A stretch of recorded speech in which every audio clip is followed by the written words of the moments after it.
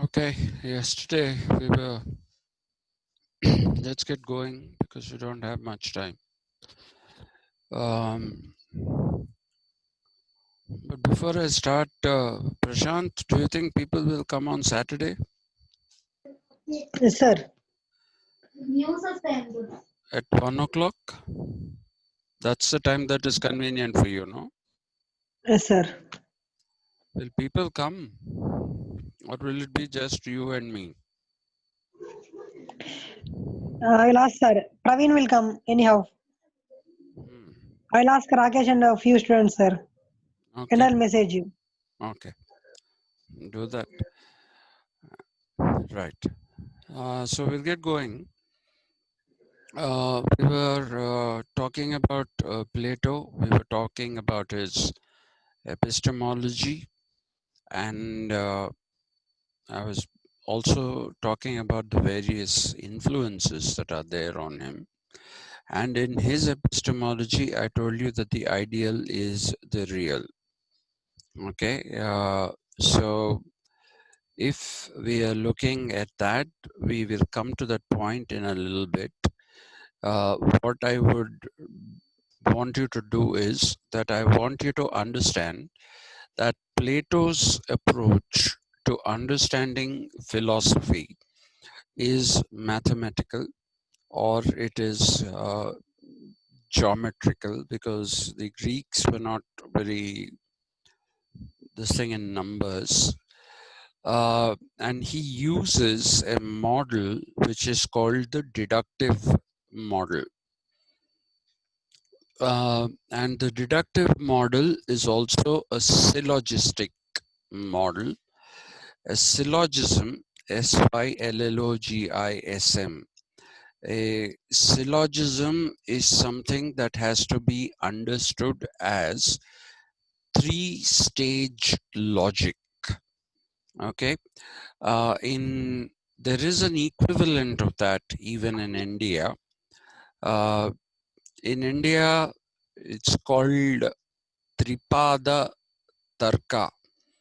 Okay, Tripada is 3 steps. Pada is step. 3 is 3 only. Tarka is logic. So it's there even in India, the Tripada Tarka thing. But this influence of Pythagoras, apart from the otherworldly emphasis, which is, souls that Pythagoras talked about, there is also this deductive method. The deductive method is something that I told you exists in the Pythagorean theorem, the very famous theorem.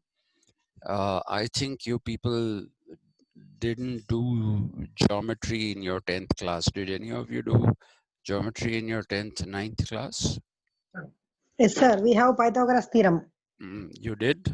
Okay. Even modern maths is doing that. Right. So, the Pythagorean theorem, which is in a right angle triangle, the square on the hypotenuse is the sum of the square on the other two sides, sum of the squares on the other two sides.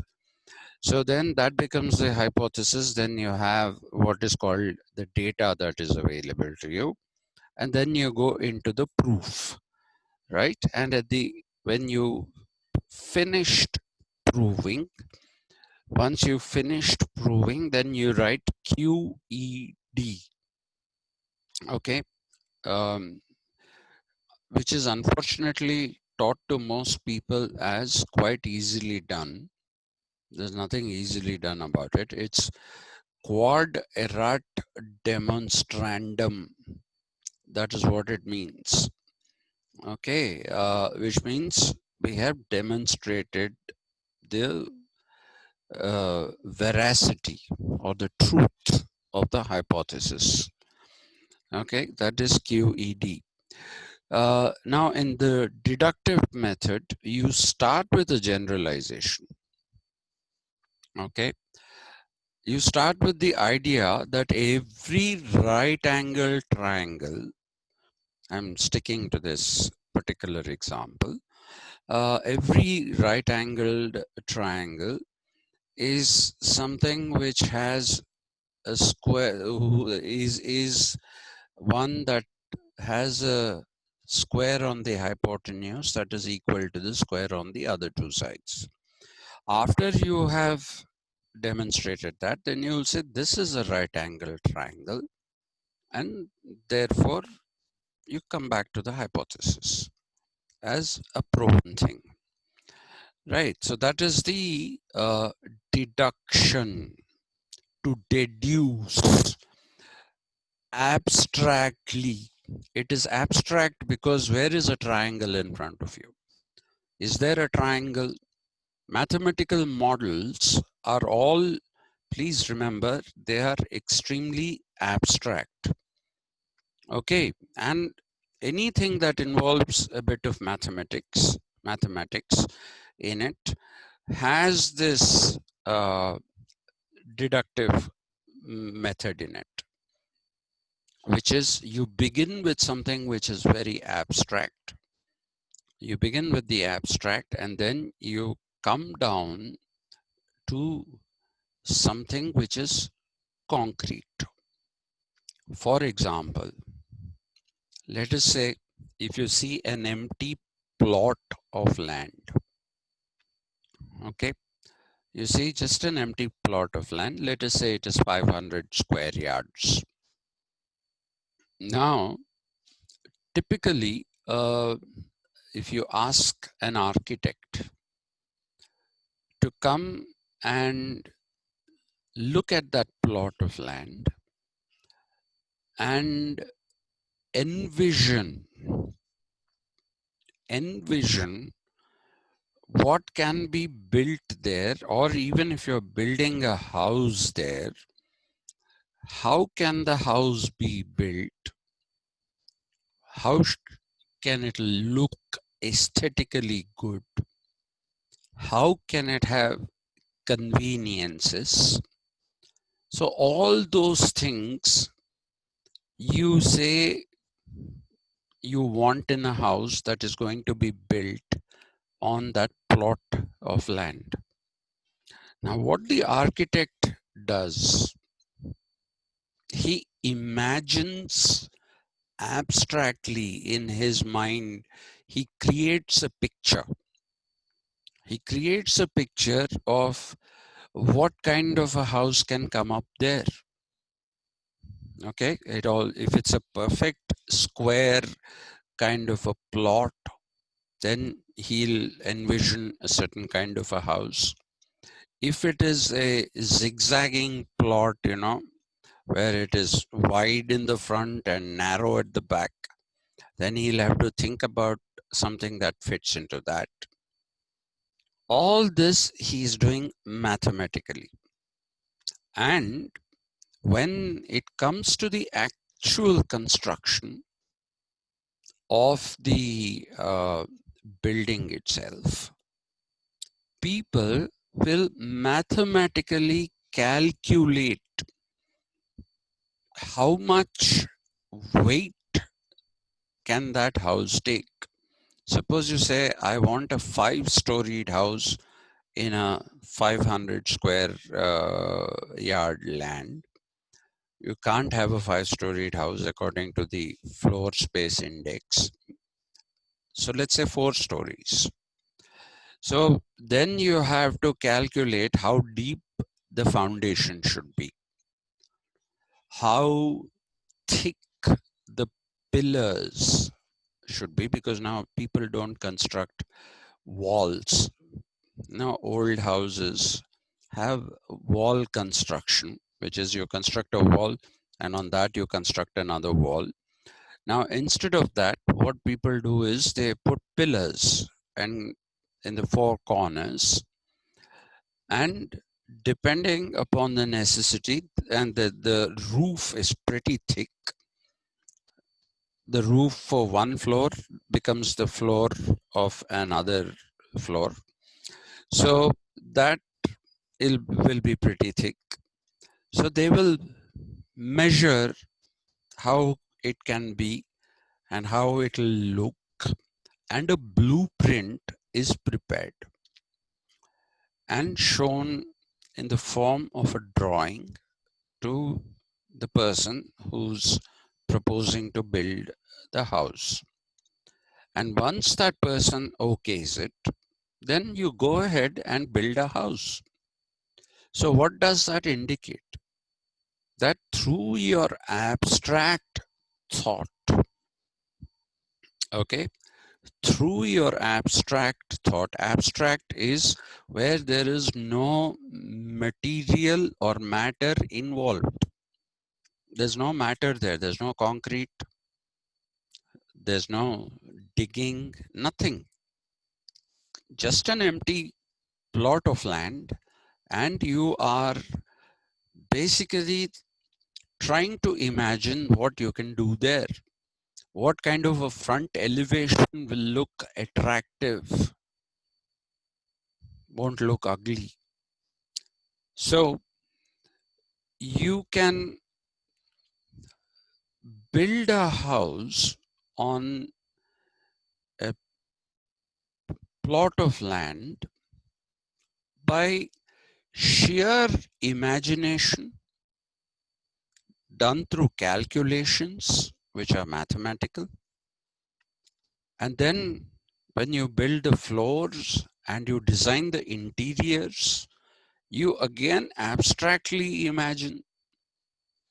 Okay, old houses used to have big kitchens because people used to sit on the floor and eat in the kitchens. But new houses, very rarely do you find a new house having a big kitchen. It'll be a narrow, small little thing because there's a separate dining room. So a kitchen is purely a kitchen. So it's a waste of space to have a huge kitchen. So all modern houses, especially in flats, you find that they are very thin, the kitchens, very small. Okay. So space utilization is also something that you mentally picture. You'll say, I'll make cupboards in the kitchen to put away the stuff. I'll make wardrobes in the bedrooms so that that is where you can put away your clothes. Then you'll say, I'll make some kind of a display cupboard in the sitting room so that you can aesthetically arrange something which gives beauty to the environment. So all this is happening in your imagination. Okay, this is happening in your imagination.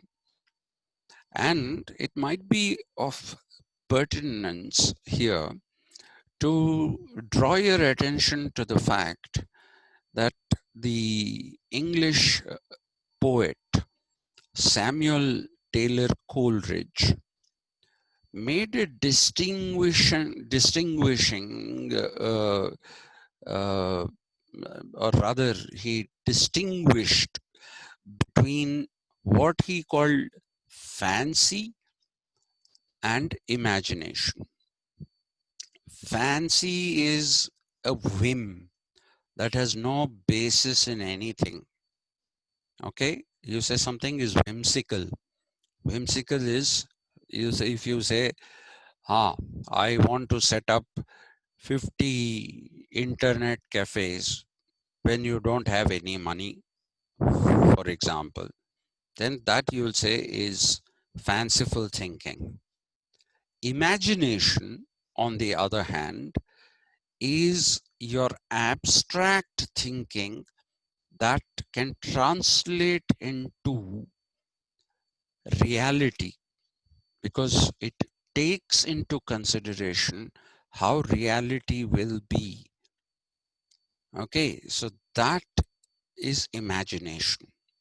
And in deductive method, you find in deductive reasoning, it is imagination. Okay, it is imagination, it is abstract, and you start with a generalization a syllogism typically will say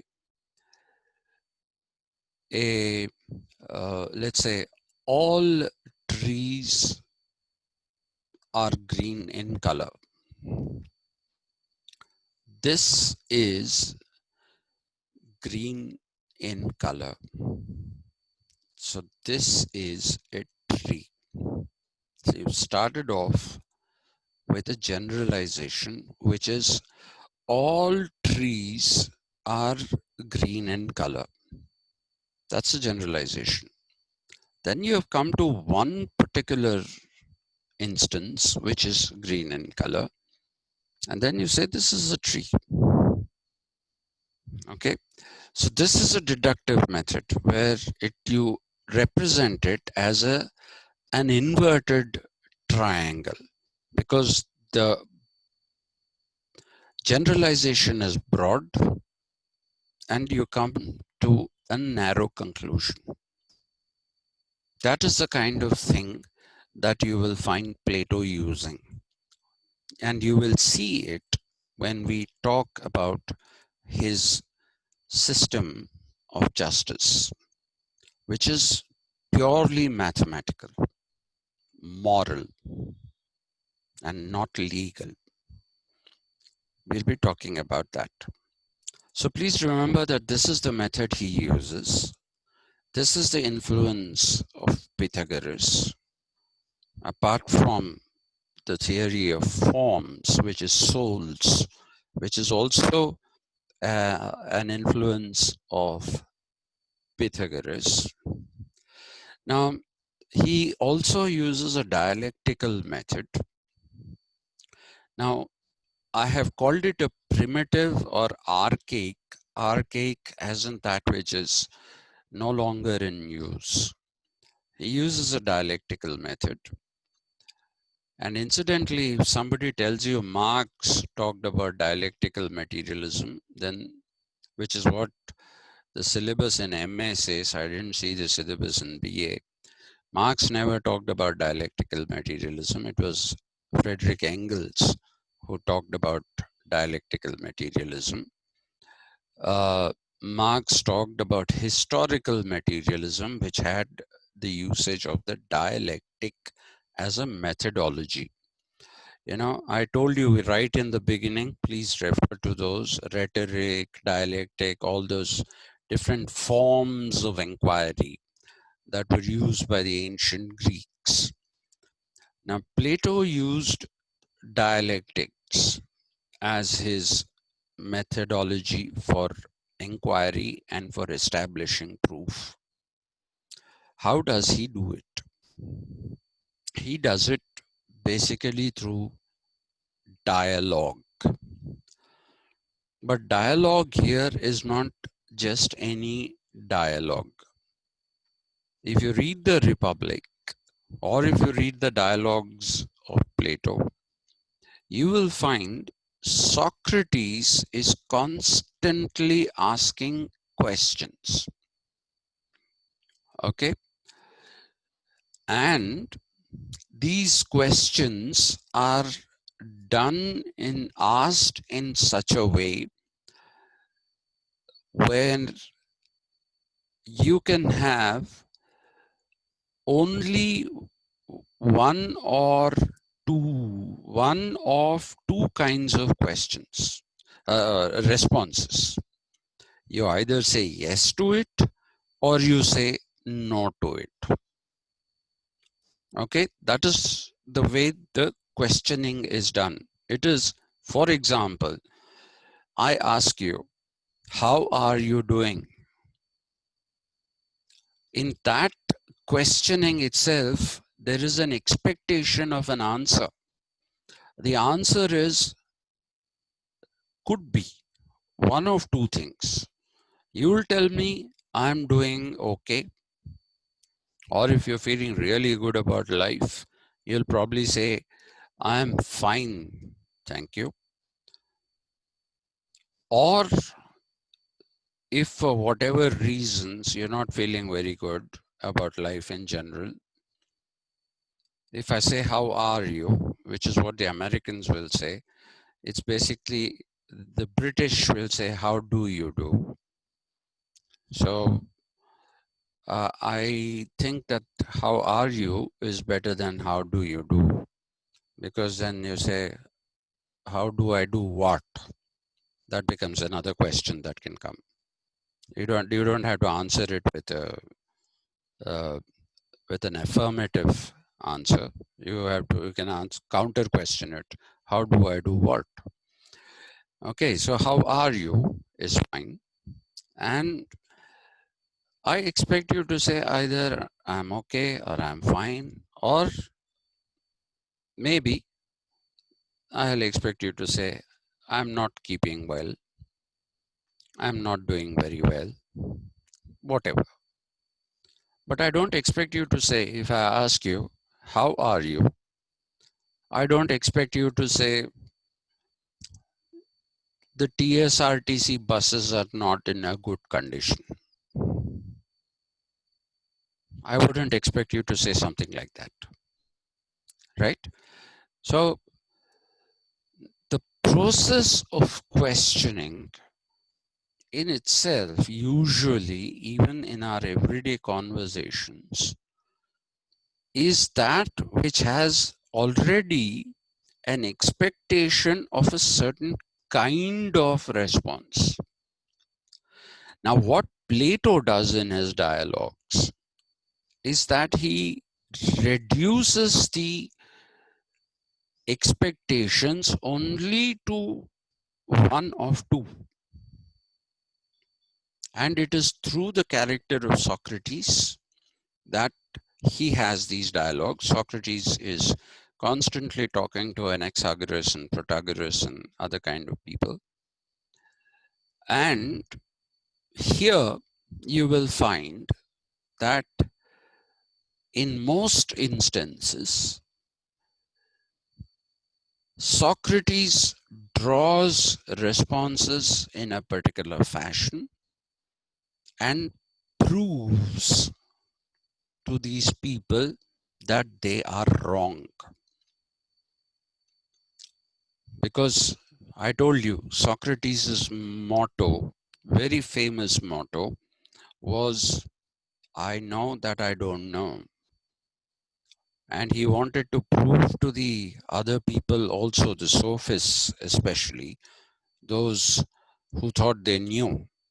He wanted to prove to them that they also didn't know much, and that what they thought they knew was not really knowledge at all.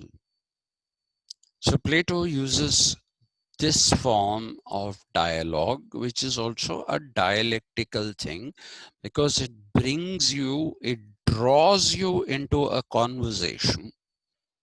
It draws you into a conversation where you are forced to speak in a certain manner only. You don't have the freedom to say, or the only thing you can say is, look, I don't want to talk to you about this, and go away. Okay, which itself is a defeat. But if you continue the conversation, then what are you trying to, what is it that is the outcome of the conversation? The outcome of the conversation is what you already have in mind, which is to prove that you don't know, right? That is one way of looking at it. And there's another archaic usage of a dialectical thing.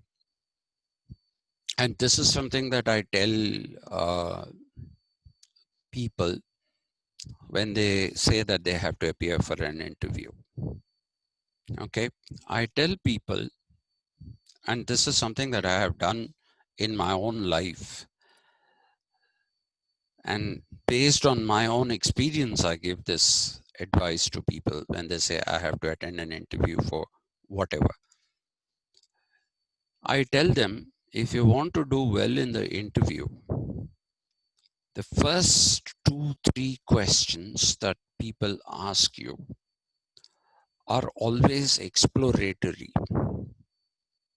Okay, they are exploratory, because how do they decide what to ask you in an interview? Okay, so an interview board will ask you some exploratory questions. So tell us about yourself. Sometimes that is how an interview begins. Serious interviews, mind you. They begin like that. And it is those questions that you have to respond to in a particular manner. You have to respond to them in such a way that you establish the area in which the rest of the interview will be conducted. And that should be your strong point. If you give non-committal answers and say you have gone to talk about, if you've gone to talk about, you've gone to an interview for the post of a lecturer. And then they'll ask you, so what is your qualification? You say, I did a PhD. And what did you do your PhD on? And then you have to say, you have to give a long answer till they stop you. I did a PhD on this, and start giving the reasons. And then they get drawn into that and they'll start questioning you about your PhD. And if you did your PhD properly, you'll be able to answer the questions that they are raising very satisfactorily. But if you are not very firm, committed, then they'll ask you anything under the sun. They'll ask you anything under the sun. Okay. If you say my area of interest is Indian government and politics, and leave it there, for example. Now, how many kinds of questions can be asked? Somebody might ask you how many constitutions, how many schedules are there in the constitution? Somebody might ask you how many articles are there in the constitution? So they might ask you all these different kind of questions, right? So a dialectic is also in terms of the answers that you give to questions. And that is a part of the deduction method. So this is the entirety of Plato's epistemology. Now, let's go back to the Peloponnesian War. What did the Peloponnesian War prove to the Athenians? It proved to the Athenians that they were not good enough in terms of either their physical fitness or in terms of the governance. They were not good enough to match the Spartans. And that is the reason why they lost the Peloponnesian War. Now you will see that Plato is perhaps the first documented thinker, a properly documented thinker, who had an elaborate system of education. He devised a system of education. And he did not do this for arbitrary reasons. This education system is the backbone of the ideal republic. Okay, the ideal republic that Plato wants to have in Athens. The education system is the backbone of it. So you must consider that Plato is somebody who is a pioneer in establishing the idea that for a good polis, for a good system of governance, for a good way of life, you need to have a good education system. The only other thinker who does this, something like this, is Jean-Jacques Rousseau in the modern period. He wrote a book called Emile. We are familiar with the Contra Social, which is the social contract. But he wrote another book, which is called Emile. And in the Emile, Emile is an imaginary student that Rousseau has. Rousseau is inculcating the right kind of value systems. Rousseau is inculcating the right kind of value systems that will make good citizens out of people. So Rousseau is the other thinker, apart from Plato, who believed in the education system being a backbone, of the future of a particular country. Okay, and Rousseau didn't support these big nation states. He supported city states. He wanted to have city states. But we'll talk about that when we come to Rousseau. Okay, but Plato is the first one to talk about an education system. And I think I told you, outside the University of Pretoria, there is a plaque that says, for a nation to fall apart, you do not need nuclear weapons. You do not need civil war. You do not need social disturbance. All you need is a collapsed education system. If the education system collapses, then the country collapses. Unfortunately, we are on the brink of that. Anyway, so what is this education system that has been devised by Plato? Plato says children born in the Republic will not be brought up by their parents. They will not be brought up by their parents.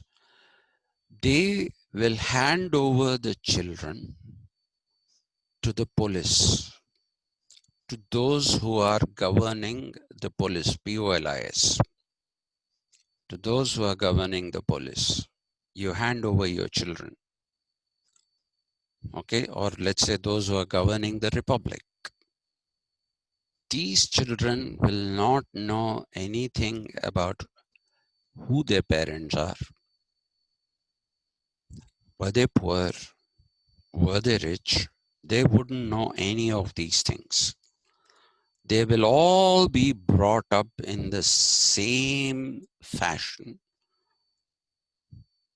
with nobody being privileged and with nobody being underprivileged.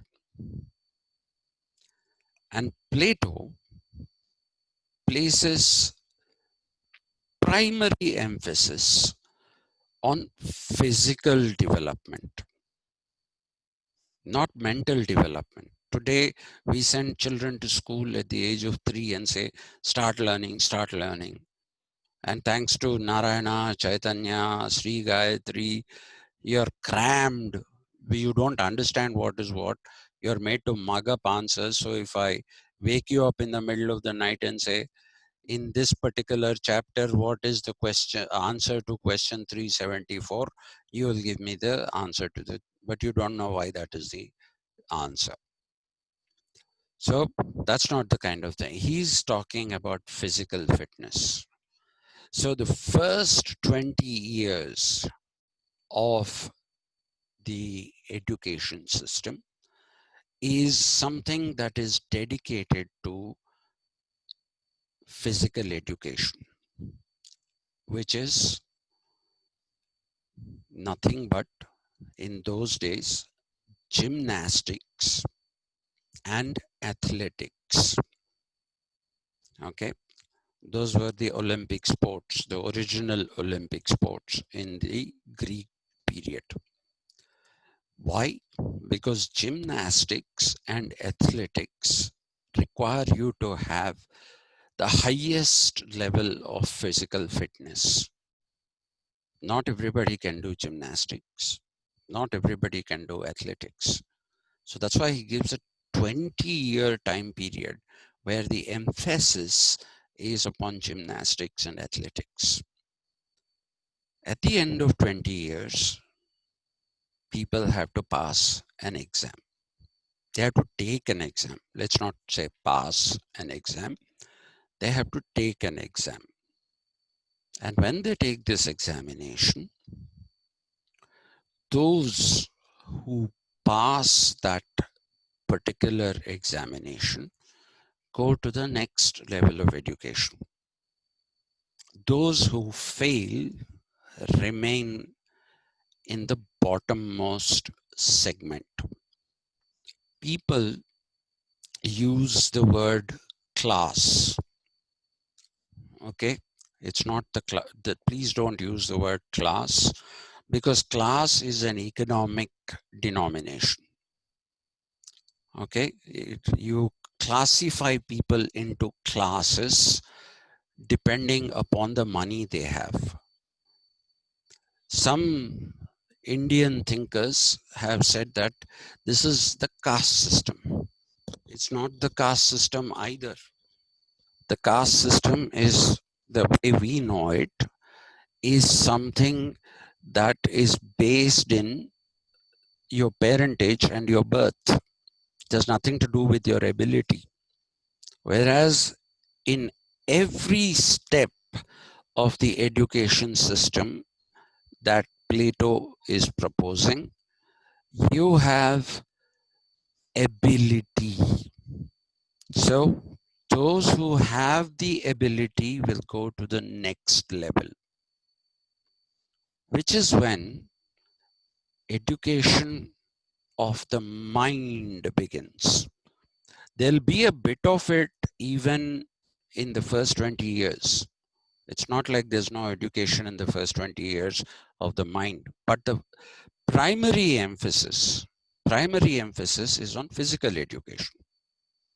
The next 10 years, the emphasis is on mental education, your ability to think abstractly. That is what he has. I'll stop here today because it says less than a minute. I hope you'll come back on Saturday, Prashant. I would like to finish it. Not that it matters if I don't finish it. I'm sure you have found lots of textbooks which will give you all kinds of information. Given the fact that it's a 120 member class and 3-4 attend.